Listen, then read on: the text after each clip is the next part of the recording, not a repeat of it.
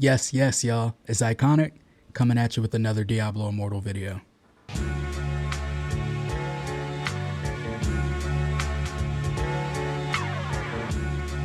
All right, y'all. It's testing day today, and we want to take a look at the new main hand and offhand slots for Demon Hunter. There's been some confusion around what actually works in these slots, and I've heard some conflicting information, so I want to give it a run through here today and see what we find out. So we're looking at the most effective build for Demon Hunter, the meta build, which is going to be False Manifesto, Duplicitous Prophetics, Chill Wraith Mantle. You can use the Immobilize here too as well if you like. Scornbeck, the Excavator, and I normally actually put Punta Obscura here. Right now what I'm looking at is the new main hand slot and the new offhand slot. What can we actually put there? What works? And a clanmate suggested to me the other day of putting another excavator here. And that thought hadn't really crossed my mind to try and double up. I don't know, in the back of my mind I don't think it's gonna work. But let's test it out, let's see. And the reason I want to look at this is because there's no good option to put here for your other main hand if you're using this specific build. We have Strafe, we have Multi-Shot, Strafe again, Impale, which is the Excavator again, Sentry, but there's nothing here that we can actually use for the build. So what I'm going to start off with is let's grab a baseline of just the Excavator by itself, and then we'll add in another Excavator and take a look and see what happens to the damage. I also wanted to mention for this test, we are not using any legendary gems, so we can get just a baseline here of the damage. All right, we're over here in the Forest of Misery. I want to try this out on this enemy type right here since they're all the same. 5,585. 5,500.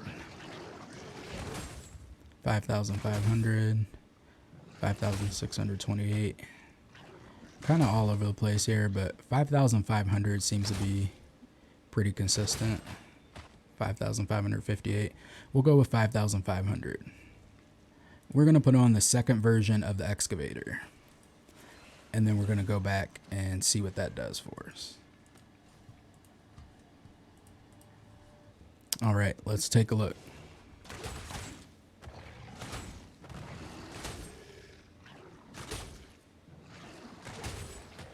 Okay, 5,885 might actually be the number.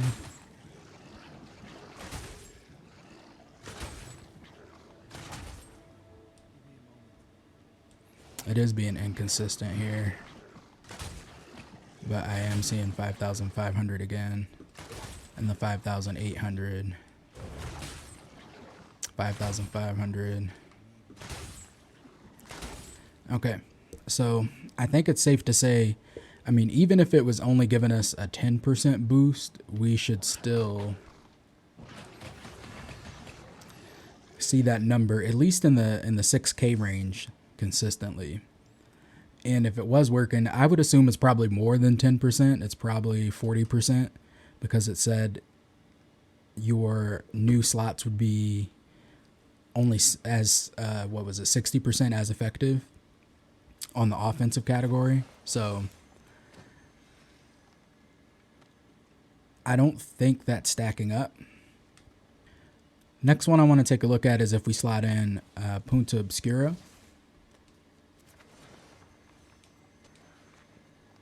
Now we know we're already using this, so we know these work, but just to get a baseline for the next one that I'm going to put in here, and let's take the double off because it's not doing anything. So we just made that something random here. And let's go get a baseline for this combo. All right, let's get Impale ready. 3,240 on the bleed damage. Oh, somebody's over here.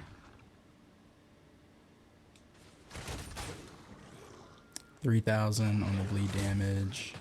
and we're still seeing the 5,000 on just the regular hit. So that's working together like it's supposed to. But we were already using it this way, so that one isn't a surprise. But there is one more that I want to take a look at to see if it works all together. So the next one is an offhand.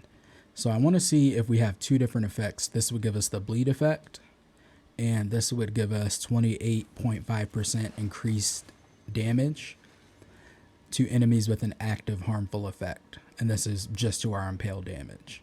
So we'll have the bleed and we'll have the damage increase, as well as the normal modifier, which turns it into a primary attack.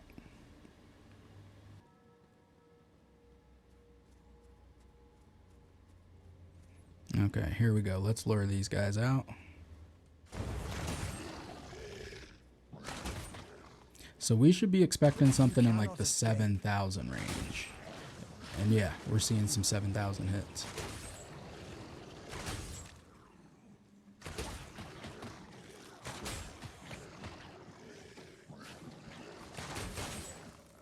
Now it has to be against people that are already bleeding, because they have to have an active effect on them. But when we do that, we are seeing 7,000.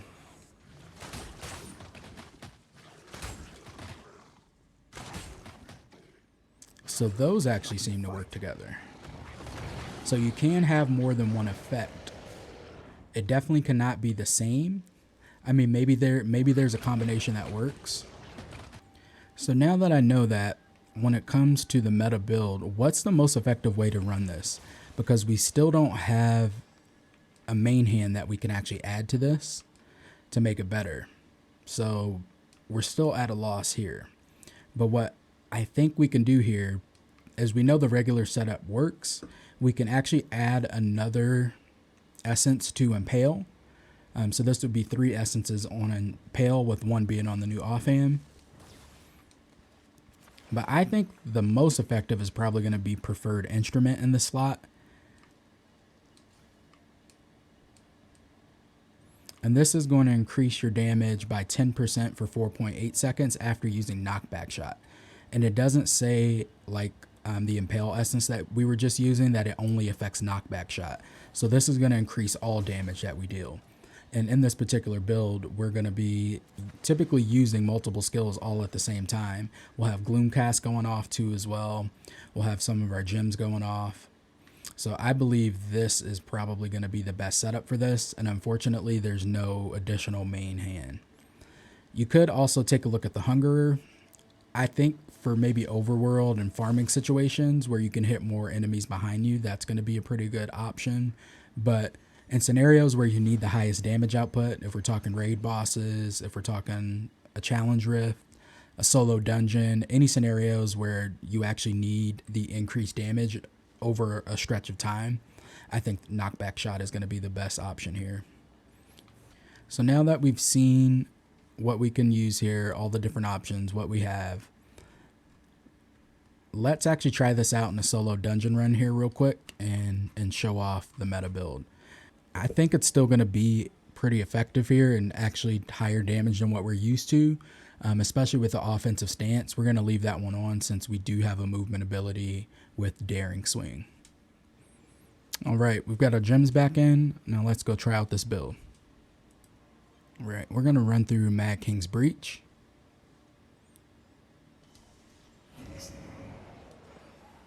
Let's see how it looks. I really like this first boss for testing. And then Leoric at the end isn't that bad either. So we'll take a look here.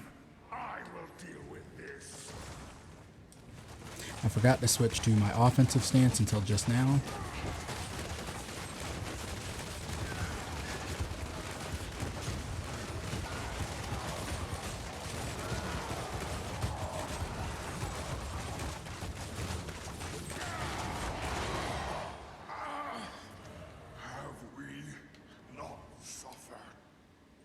Burned him down. That felt very similar to the other build I was showing. I'll link that video for you guys.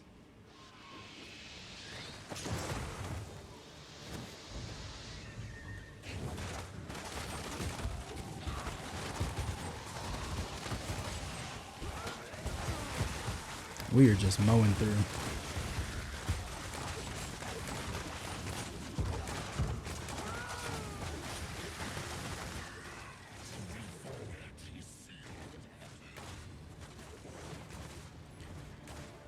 So initial thoughts, I'm not sure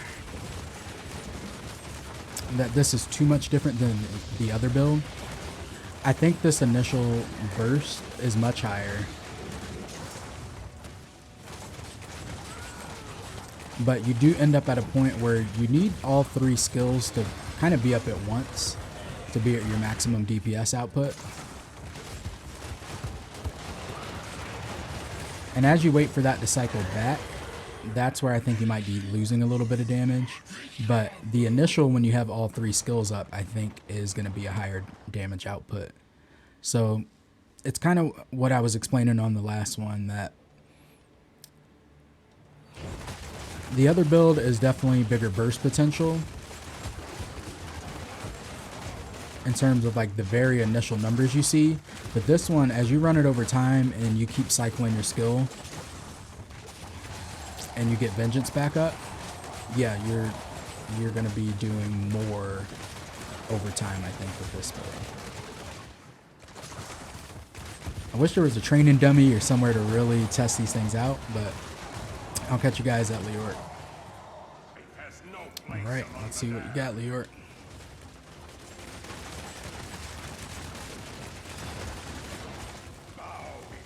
You knock him down 3-4 million really quick. And with him having this pause, that's actually good for us.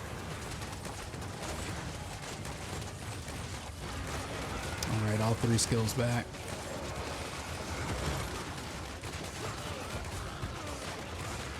I shall remember this trespass.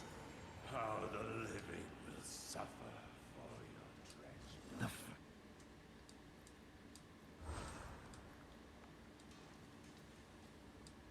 Worthy hands. Okay.